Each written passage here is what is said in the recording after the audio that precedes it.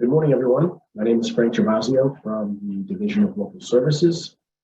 Thanks so much for joining us this morning for this presentation on cherry sheets. As a few more folks join, I thought it might be helpful for us to just quickly provide an overview of who we are at DLS, our mission, and how we go about accomplishing it. And then we'll jump right into the presentation that Ms. Ricky is going to be giving us this morning.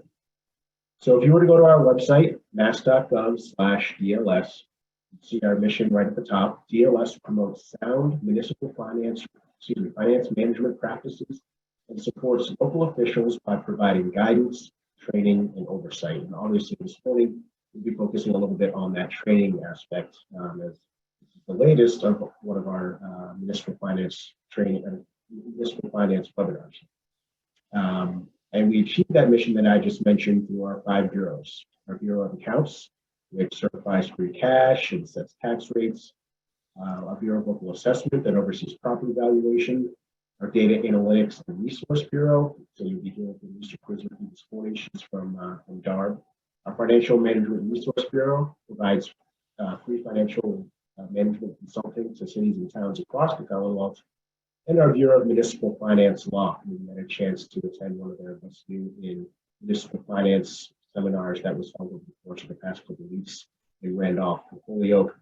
They provide guidance, legal guidance on a number of municipal finance topics, all of which is available on our website as well. If you haven't had a chance to check out our website, I encourage you to do so, mass.gov/DLS. You can find our Municipal Finance Training and Resource Center there. All of our previous webinars and other videos are housed there, as well as on our YouTube page. We also have a number of different resources, not just videos, handbooks, guides, tools, and templates. So I really encourage you to check it out if you haven't had a chance. Before I hand it over to Lisa, I do just want to mention a couple of quick things. This presentation is being recorded. It's going to be posted on YouTube for reference after the fact. So you'll be able to view this after. We'll send a link directly to your inbox. If you're curious as to whether or not you'll be able to watch it at a later date, yes, you will be able to. And like I said, we'll send you a link when it's published. We are going to take questions at the end of the presentation.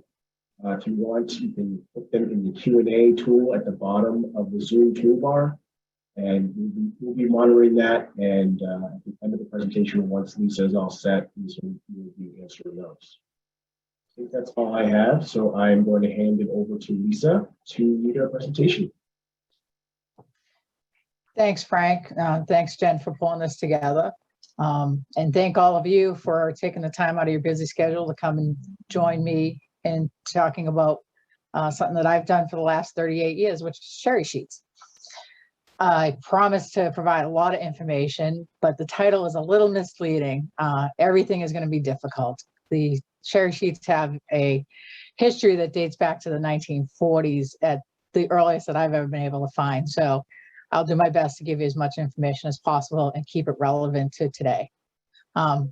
As part of the registration, you were asked if you had any specific questions relating to the cherry sheets.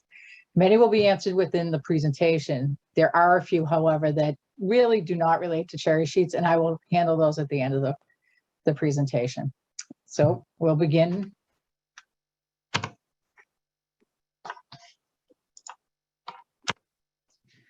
So the cherry sheet, what is it? It's a statutory required document that the Commissioner of Revenue needs to prepare. As an extension to that, I am the agent of the Commissioner of Revenue. In my bureau, we prepare this document, and it's really just estimates what the upcoming year's receipts and assessments are due to communities for the upcoming fiscal year. In the statute, it says that this is due on March 1st, which maybe in the older days when they did this, that made a lot more sense. But really what we do now is we try to prepare it for you beginning through the budget cycle. And that's when it's most relevant to you. If you look at the screen, you'll see some of the location, some of the information on the cherry sheet, just its layout basically. And this has changed over time quite significantly. What we have here is a web version of a cherry sheet that we never had before. We always sent the cherry sheet out in paper form, at one point in time to 3,700 local officials, that it was copied, collated, postage and sent out. And that would take like 2 weeks. Now, what we do is we do it online, and we literally can have these cherry sheet estimates up within 2 or 3 hours of the budget coming out, unless there's something a little quirky about the estimate.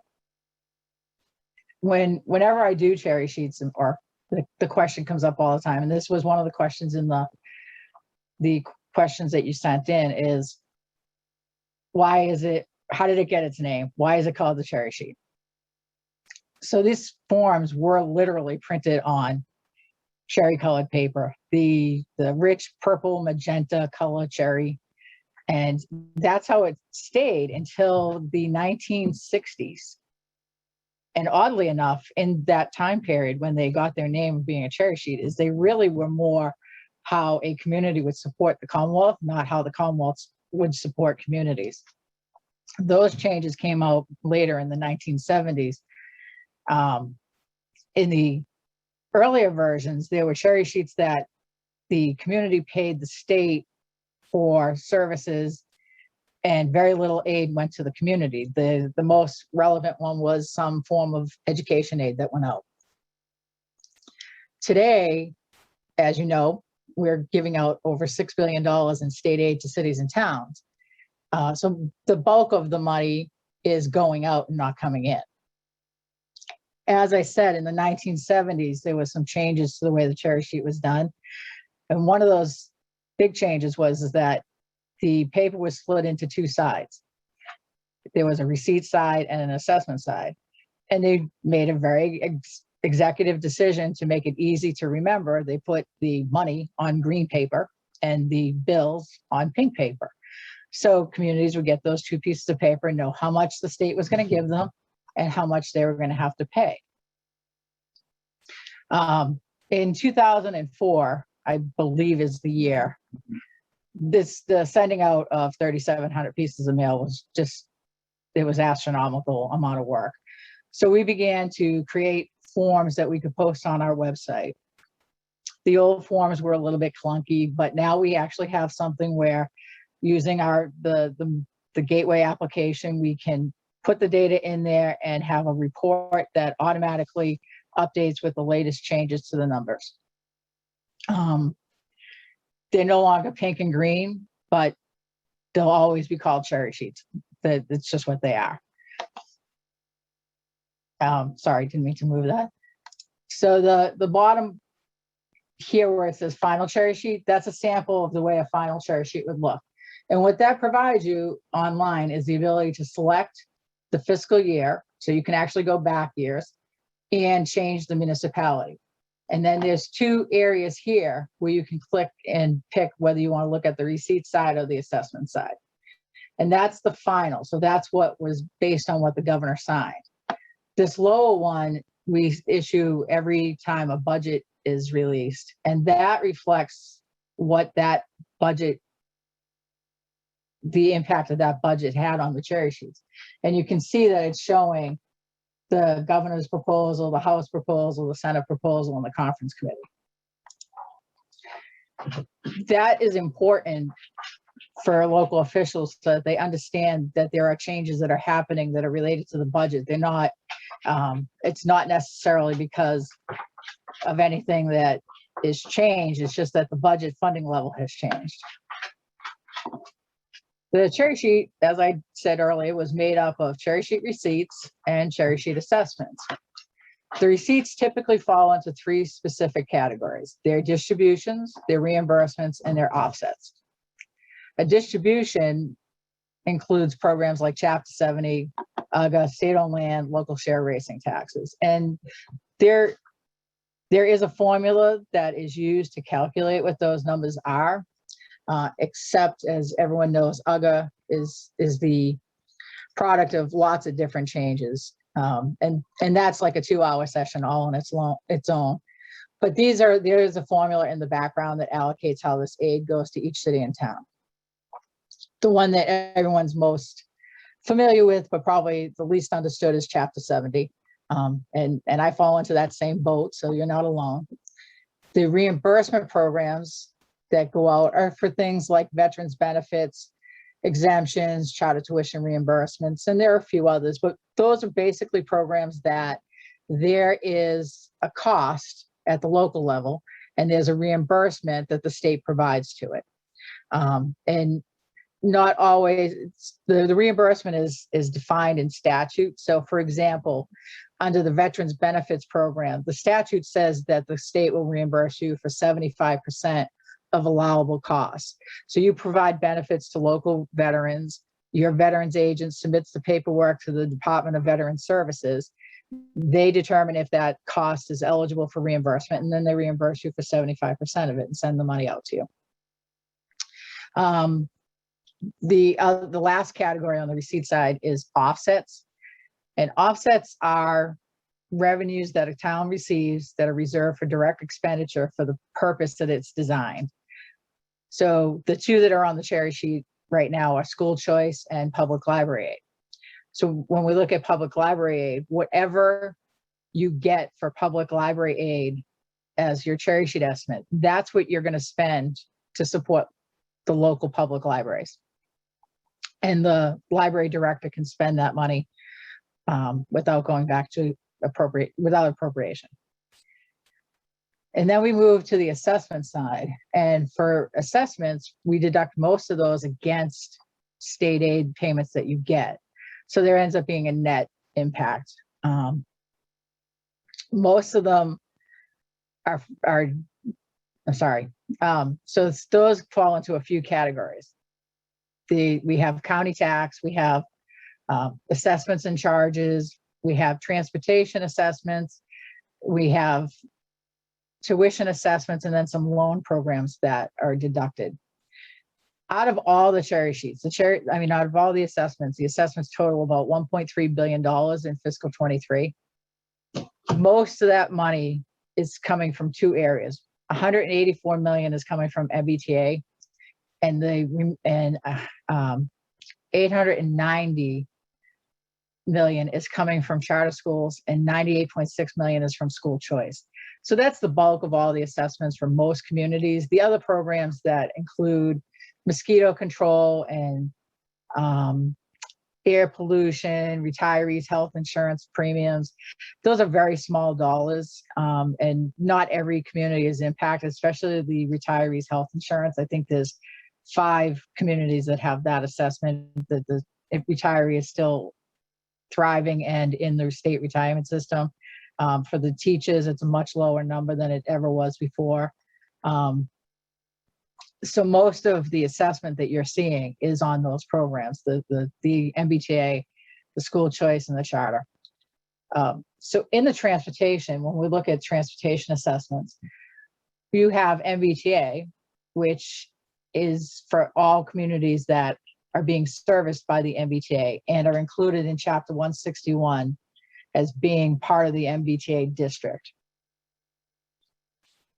If you're not part of the district, then you are more than likely part of a regional transit authority, and those are much more localized. So, out in Pioneer, we have the Pioneer Valley Regional Transit Authority, and it services the communities in the Pioneer Valley. And it's usually a lot of bus service and some senior services that are occurring. If you are in a community that is actually in both, you get a credit on your MBTA assessment for your contribution to the Regional Transit Authority. So it doesn't penalize you for being in both by hitting you with full assessments under both programs. I think in the questions that were sent in, some of most of the questions related to charter tuition assessments and the school choice. And a few times it was related to how is the charter tuition assessment calculated. That is not something that you can just throw a dot at and get an easy answer. So these assessments are determined by the Department of Elementary and Secondary Education. In their simplest forms, it does include a component using enrollment, and a foundation budget for the charter school district, which is based on the district and where the charter school is located. This is a very simplified version of it. We defer all of the questions relating to the charter tuition assessment calculation to DESE, because there are moving parts in the background that they know about. There are students and what that student represents. Were they previously from a Catholic school? Do they have some special needs? And DOR stays out of the business of knowing any specific demographics about a student because of keeping the child's confidentiality. So those are always handled by them. There is a flip side to the assessment, though. When you calculate the assessment, the state has a reimbursement program that would provide you some relief from that assessment. This is not 100% relief, and it's a rolling reimbursement, which makes it really confusing, especially when you no longer have a child attending a charter school and you're still getting a reimbursement. That always brings up a good question. In the first year that you see a tuition gain, you get reimbursed for 100% of that. That same tuition gain next year will provide you with a 60% reimbursement, and the third year will provide you a 40% reimbursement. So that number is very fluid, and it, just like the assessment, we pretty much defer to DESE on how it was determined, because we don't know which part of your assessment is in the 60 and 40 because the number changes so much. But one thing that's important to note, and this was also a frequent question, is that the assessment that is on the cherry sheet for charter tuition and the reimbursement are estimates. The entire cherry sheet is an estimate. There are always going to be differences between what's estimated and what is actually assessed. And the charter tuition and the school choice are classic examples of that, because they are based on enrollment. And the fact that a child who attends a school today does not have to stay in that school for the remainder of the school year, and the community does not get assessed for the remainder of the school year. They only get assessed for the part of the year that the student was attending that school. It gets confusing. I understand that, but if you look at it in this sense of a student lives in community A and goes to community B and then decides I hate it there, and they go back to community A, community B is not going to keep getting paid for that student that's no longer attending their school. So to keep communities informed during the process, we got to keep your mouse on the right page, Lisa. Sorry about that. We will notify communities throughout the cycle. So the budget starts with the governor's recommendation. That recommendation is then taken by the legislature. Do they use it exactly as the governor presented it? No, but they do use it as a basis. And in recent years, there's been a consensus revenue estimate that they have all agreed that that's what they're going to base the total budget on. So they have to have some continuity between the three versions of the budget. It's just, the governor may recommend this be higher, and the legislature could say, well, not that one, we'll do this one instead. And then when you get big groups of people, you don't get full agreement. So the two legislative bodies will disagree on how they want the money to be spent. And when that happens, it goes to what's called a conference committee.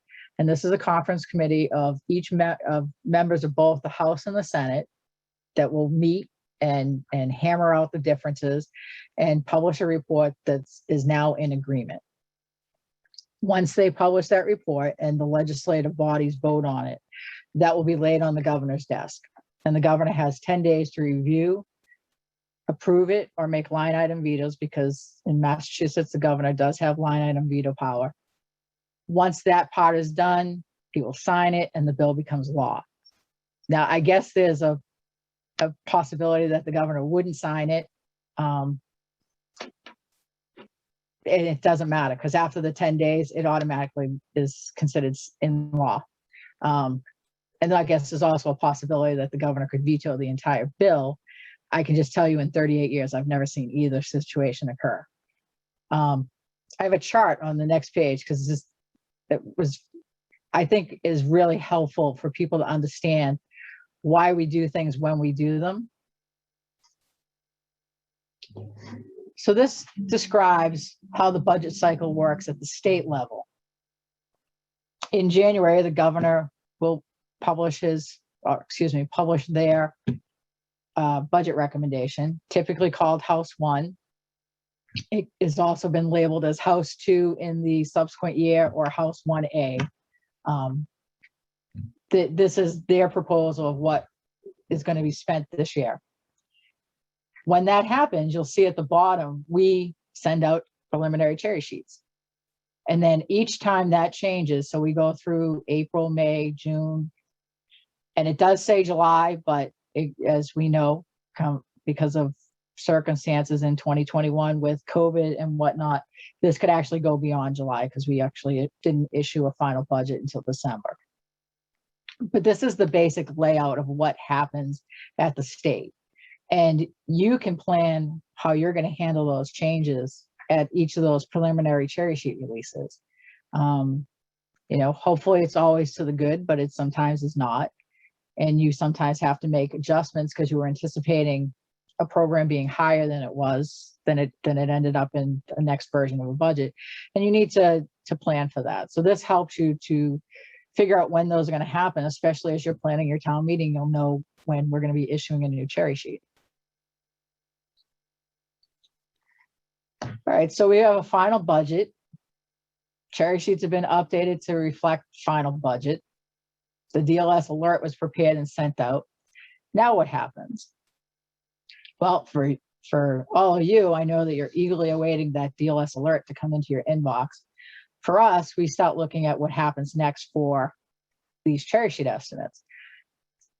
The cherry sheet is the basis of some items on page 2 of the tax recap. And we have, through the magic of Gateway application, the ability to click a button and transfer those numbers into your page 2 of your recap. But we are cognizant that you may have, depending on when the budget was released, have already set your tax rate. And in those instances, we will not change numbers that are already in your approved tax rate. We won't change numbers in your submitted tax rate. But if your tax rate is in entered status, we're able to update it. And if it has no status, then of course we can update it. So it's something to be aware of when we send out the final DLS alert for final cherry sheets. Also, as part of the process, I usually look at who will be impacted by the change and make sure that the field reps from BOA are aware that this is coming their way. And then we start the process of preparing for the upcoming fiscal year's monthly local aid. And that's important because that's when that whole change starts to happen where, enrollment adjustments happen. I'll throw this out there and hopefully it doesn't happen again in a long, long time. But, we could have a recession and we could end up having discussions about 9C cuts, which are the result of the state budget being out of balance and needing to reduce aid, and the governor will request approval from the legislature to reduce the local aid items, which really are Chapter 70 and unrestricted general government aid. And if he gets that approval, then there could be changes to that, which would need to be implemented into the local aid. Your school choice tuition, your charter tuition reimbursement, those are all subject to change because of the way the enrollments work. And there are others. If we estimated on the cherry sheet that you were going to get $100,000 in veterans benefits, but your agent actually submits much less, then you're going to get less. So those are all things that are really important to remember. I get calls a lot where people will say, my cherry sheet estimate is higher than my actual payment for this program. And the first thing that we say is, cherry sheets are estimates. They're based on the best information that was available at the time that it was issued. But but it is subject to change. And that's why it's going to appear differently throughout the year. One of the things that I want to point out, oh, sorry, jumped ahead. Here's where you'll see on the recap where these cherry sheet offsets are loaded in, the state and county assessment and the cherry sheet estimated receipts. And those numbers are just automatically transferred from the cherry sheet into here. Like I said, as long as your form is not approved or submitted. So what have we learned from today? That the cherry sheets are a requirement under Mass General Law. There really, truly is a picture of what the state budget cycle is. I think that we might be one of the few people that have it in a nice graph like that. Cherry sheets are estimates and actual payments will be different. They really were printed on cherry colored paper at one time. And when I said they were really printed on cherry colored paper, I meant the form was printed, because in reality, back in 1940, somebody was typing those in.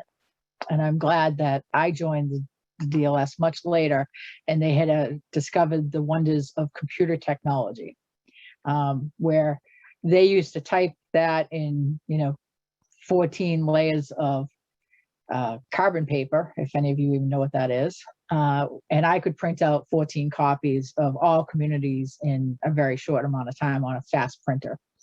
And then that the updates are provided to local officials during the process so that it keeps you informed, gives you the ability to have readily available guidance. These are online, so if you forget what your cherry sheet was showing, you can always go back to it and look at it. And this data is used by assessors for completing the tax recap. And it actually says in chapter 58, section 20A, that 25A, that the assessor must use this information to fill out the tax rate recap. That legislation was written a really long time ago, and I think it doesn't address when you've already finished your budget cycle and the state hasn't, but obviously the guidance that you get from your Bureau of Accounts field rep is solid. Okay, so during the process of preparing this, there were a few things that came up. There was a question about EQV and how it impacts cherry sheets. The EQV is used in formulas. So most notably, it's used as part of the aggregate wealth model in the Chapter 70 formula. And they also use the DOR aggregate income in that calculation. And that's to measure a community's ability to pay under the Education Reform Act. It's also used in the library program, which uses a version of the old lottery formula that is a formula that was designed to give more money to proportionately poorer, more densely populated communities. So if you had a low EQV and a lot of people living in the town, you would get more of the total that was going out than somebody that had really high EQVs. It's also used to determine some of the assessment programs. For example, it's included in the mosquito control calculation. And this provides for the wealthier communities that have voted to join a mosquito control district will pick up a little bit more of the cost than the poorer communities. Then this becomes a questionable assessment every year. People start out the year and they're like, oh, I think we might vote to withdraw from the Central Mass Mosquito Control District. And then we start the cycle and we get close to April and May, and then we start to get greenhead flies and the first story of West Nile virus or equine encephalitis, and everyone's like, yep, nope, we're going to stay in and we're going to continue spraying. We probably generate 3 or 4 different scenarios through the course of the spring as to what would happen if a community dropped out or joined, because they're going based on what the climate is telling them now, and then they realize that what's happening today is not what they're trying to protect themselves. It's really over the course of the summer that's important. And then the formulas also include population, and that's in the calculation for air pollution control and also for part of the MBTA calculation. Then the mosquito controls, a few of those, they're all mandated by individual legislations, and those will include a combination of equalized valuations and possibly land value, so that especially community districts that have a lot of wetlands, they include that because it's less habitable, but it's more spraying because they have to spray over the wetlands, but make sure that they're doing it consciously to not damage any conservation lands. Let me just go back to the questions.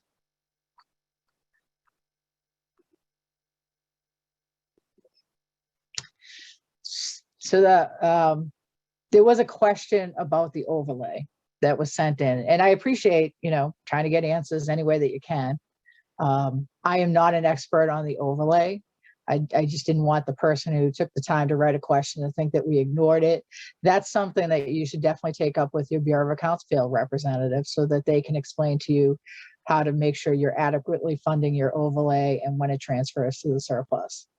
And then there's, similar to the question of why are my actuals and estimates different, there's a question about cherry sheets in the MDM1, and they're never designed to be the same number. The cherry sheet, again, because we use the best available data, is going to be looking at a year prior for the veterans, blind, and surviving spouse, and 2 years prior for the elderly reimbursement, because that's done a year behind schedule. So the cherry sheet number that you see on your cherry sheet is never going to match your MDM-1. And it's not even going to just match your prior year MDM-1. There's a lot of fluctuation. And also another component of that is if on last year's MDM-1, you had, 500% disabled veterans and you lost 2 of them, then you're not going to get paid for 2 that are no longer eligible for a property tax exemption. I'll just make sure I covered everything that I wanted to.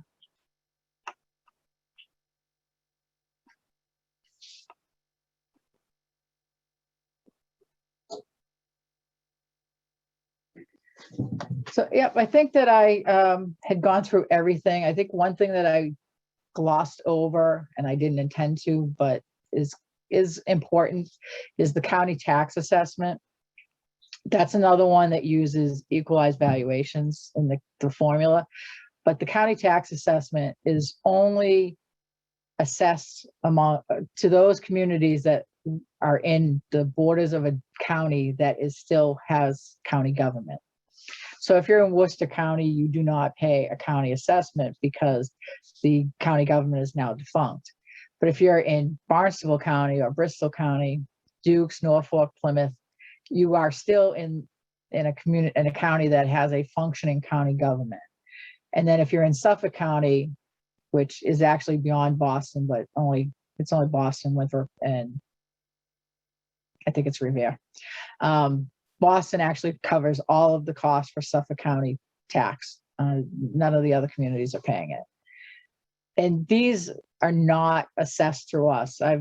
This past year, I've gotten a few calls about people saying, I didn't get my county tax assessment bill sent to me. And it's because we don't send that. That is billed directly from the county government to you.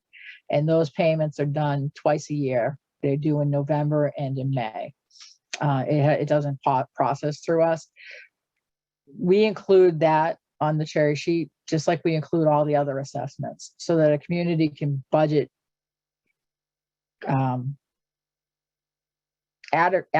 accurately, to reflect things that are going to be potentially hitting their revenue stream.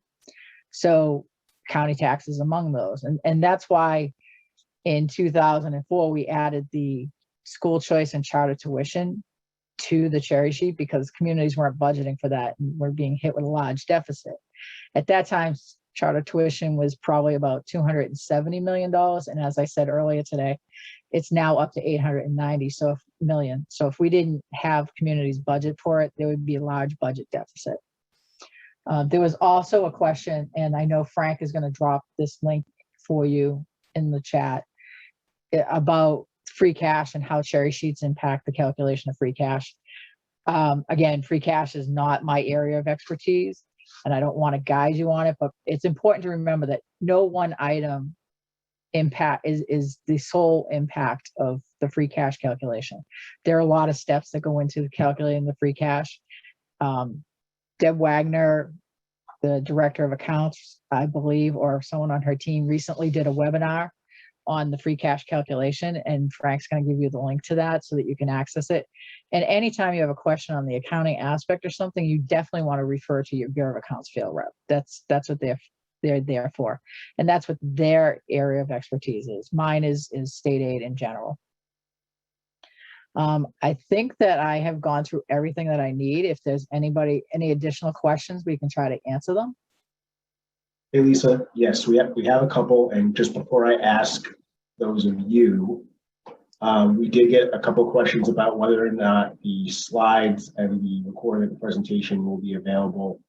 And yes, that will be available for download and review on our website. And we will also be sending it directly to your inbox since you've registered.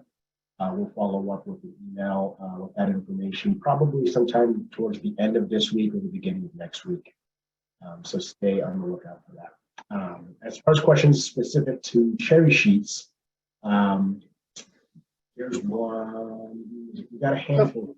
So Frank, I'm looking at the ones in the QA, and I can just okay. attack them. Okay. I think that's easiest. So someone asked what the actual cost. The actual cost of charter school and school choice assessments have been different over the last few years. At what point in the fiscal year is the final number determined? So that's June. They have to go through the full enrollment cycle to actually calculate the final number.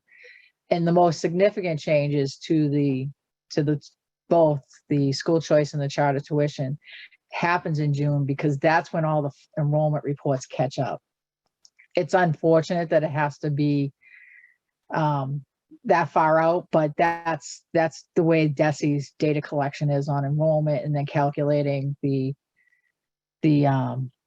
foundation budget in the district. And also don't forget the cap on assessment and enrollments come into play, and usually that has a bigger impact near the end of the year.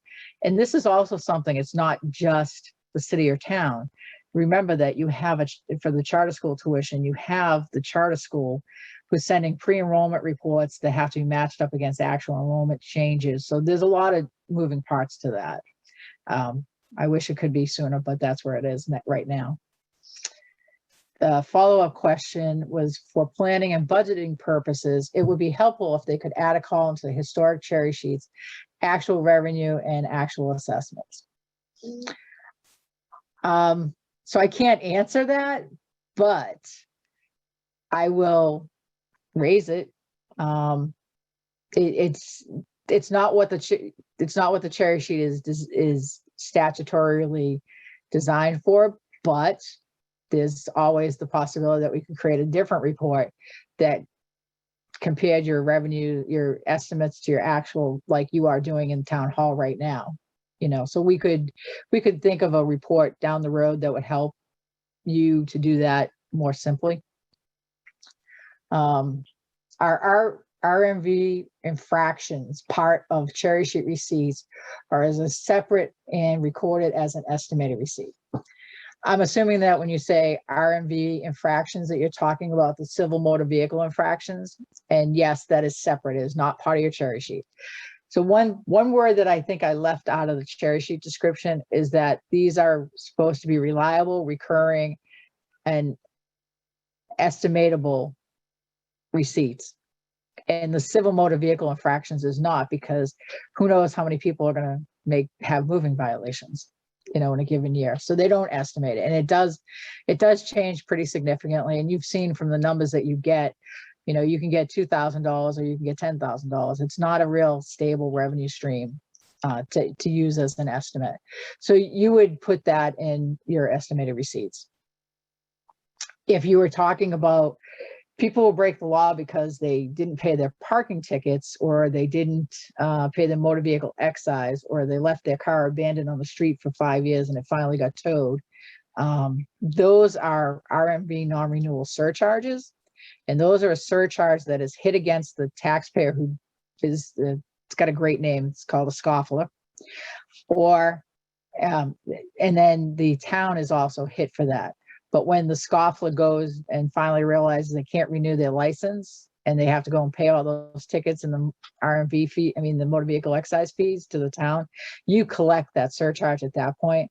So it's not a year for year balancing, but you do what you paid in an assessment, you do eventually get back, unless the person moves out of town and never drives a car again and, you know, never gets a license. And I will shame myself here publicly. I was once a scoffler. I didn't see the tickets on my car. It's the truth. And the city put a hold against my license. And the problem with it is that if you don't know about it, it can go 3 or 4 years before it actually comes up. So be mindful of those tickets. Check online to see if you have any outstanding. I see a question here. Oh, okay, it goes 2 parts. So I had a question that says, can you give a brief description of the following cherry sheet line items? One of them was not the RMV non-renewal surcharge, and that I just covered. The unrestricted general government aid, or UGR as we like to call it in-house, there is no brief description, but what that is, it's the result of lots of change from 1989 to today. There was a program once called additional assistance, and it was part of a component that worked alongside Chapter 70, and it was named additional assistance because they gave a total state aid amount for new money. They ran it through the Chapter 70 formula, and anything that was left over was basically additional assistance. So that's where they came up with the catchy title. And that program went along for a few years. And then in the early 90s, when the state and the country hit a recession, there were inevitable cuts to state aid. We try at all costs not to lower the amount of money going to education. We try to, meet the federal guidelines of funding education adequately. So when cuts had to happen like that, there were 2 programs that they could use. They would cut money out of additional assistance and would hold any increases to lottery. And as time went on, that's how it stayed. We level funded lottery. We had to cut state additional assistance. And when I say we, I mean the Commonwealth of Mass, not the Division of Local Services, the Department of Revenue, or the Commissioner of Revenue.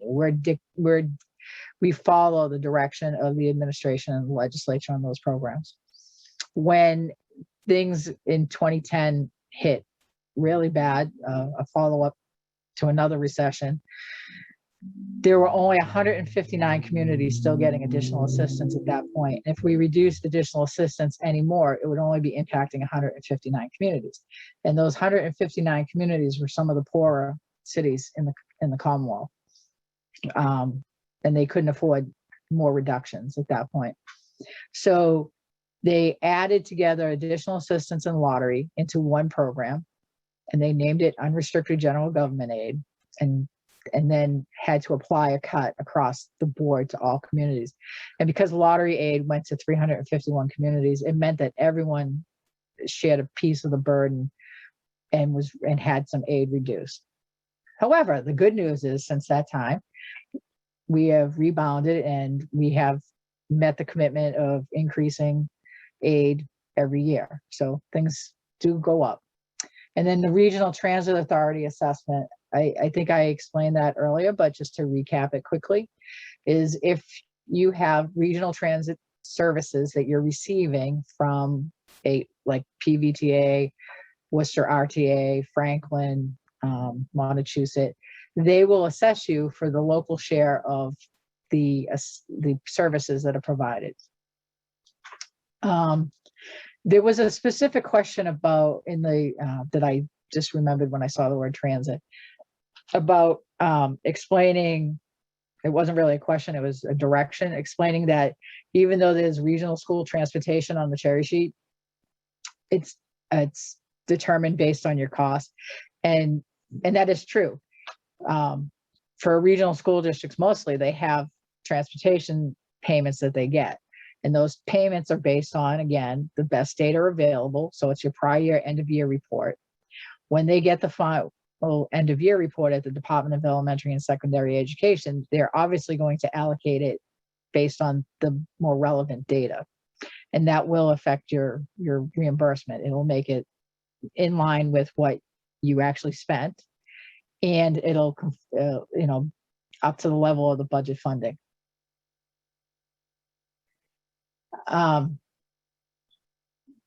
The last question, hello, if we owe money with the final cherry sheet in June, is that money deducted from our account automatically? Or should we send in monies as we would pay a bill on a warrant? So if we determine that you owe us because your receipts are lower than your actual assessments and there's a shortfall, you will be issued a bill and you will be required to send that money to the state treasurer's office. And that's not the whole cherry sheet. This is just those that go through monthly local aid. And another question just popped in. I can't move it.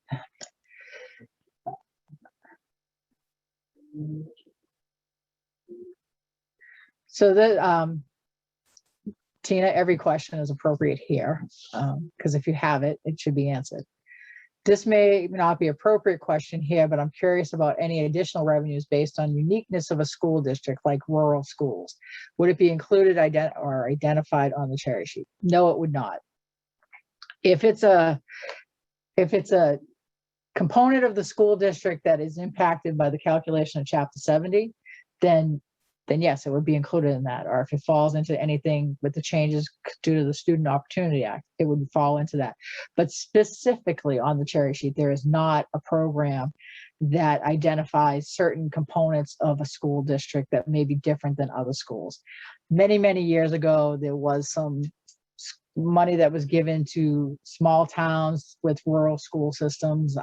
But today that most of those education items, and anyone who's been around for a long time, you'll remember that the cherry sheet used to have, like, say 75 programs on the receipt side alone. And now we're down to like 12. And it's because many versions of education reform, instead of spreading everything out into multiple programs, they combine stuff into Chapter 70. So back in 1994, I'm sorry, 1992, 93, there was programs that were specifically for certain purposes and impacted certain schools with certain characteristics. But instead of spreading all that money out like that, it just became part of a community's base in Chapter 70, so that we built a base and then have built off of that. And the only time you really see a reduction is if you're a community that's tuitioning out and you no longer have that tuitioning requirement because the kid is graduated out or something. I don't know if I was able to answer everybody's questions.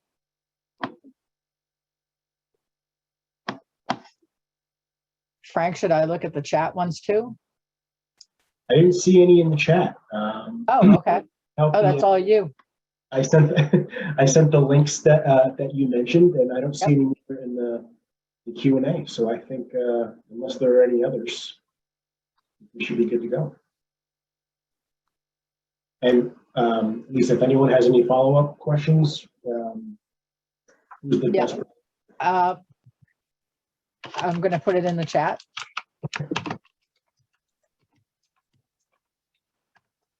We have a shared email account that my team monitors, and anytime you have a question, you can send it in there.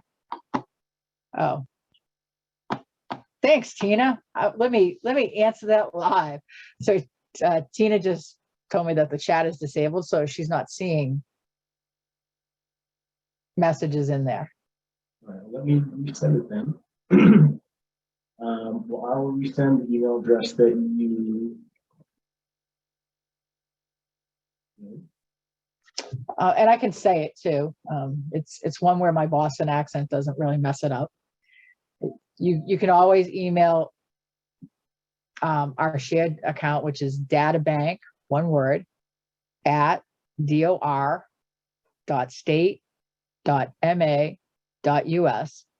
And if you feel super adventurous that particular day, you can try to type my last name, which is KRZYWICKIL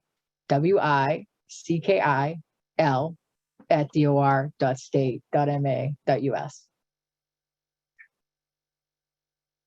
And so I've just put in a few of the links that you mentioned throughout the presentation, Lisa,